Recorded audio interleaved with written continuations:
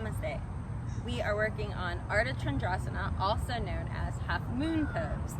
What you'll need is 2 blocks for your balancing pose, which is also part of our balancing series of poses.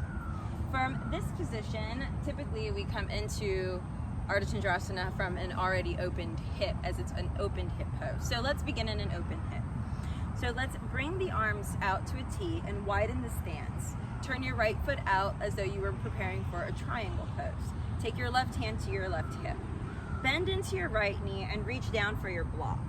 You're going to take your block and place it just about right outside the edge of your mat and place your hand on the block. Now take note, for some, this is really hard to do. So I would also encourage maybe 2 blocks. You take 1 block flat, take another block and stack it, and bring the earth to you. From that space, you're going to look forward and start to shift the weight into the right leg as you lift the left. Notice what I did there. I engaged my right thigh to lift my left leg. The front leg needs to be straight for you to lift off into the balance. You also want to keep the engagement through the belly as you lift so that you're sustaining yourself with the strength of the core, not just with the strength of the leg. So you're balancing out the weight distribution here, as well as through the left leg. You want to kick that left foot. I would encourage you to place your foot on a wall, or if you're outdoors in a tree, so that you can lengthen and use the blocks to help you. Now we're gonna bend the knee and lower the foot down. So for some, if you're lifted, your knee might be significantly bent, causing you some strain in your joints. So you're gonna want to squeeze and really activate, put a lot of action in that right leg or the standing leg. You're also gonna wanna balance that same action with the left leg.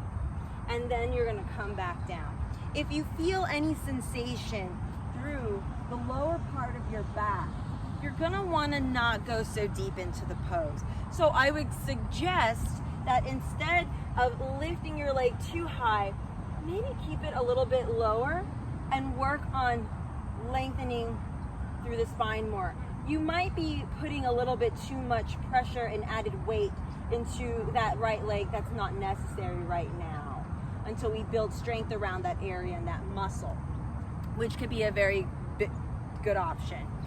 For those of you that take this pose into your own expressions, or that really enjoy a little more of a challenge, then the graduated variation of this particular pose would be floating into the pose. You will or may not need your block. I will use the block to show and demonstrate. From this space, we come down, engage the right thigh, and lift the left leg. So you're in a big open plane, right? Now you can come into what's known as sugarcane pose. Bend the left knee, reach back for your foot with your hand, and start to kick your foot into your hand. Ultimately, you may or may not need to have your hand on the ground, lifting up.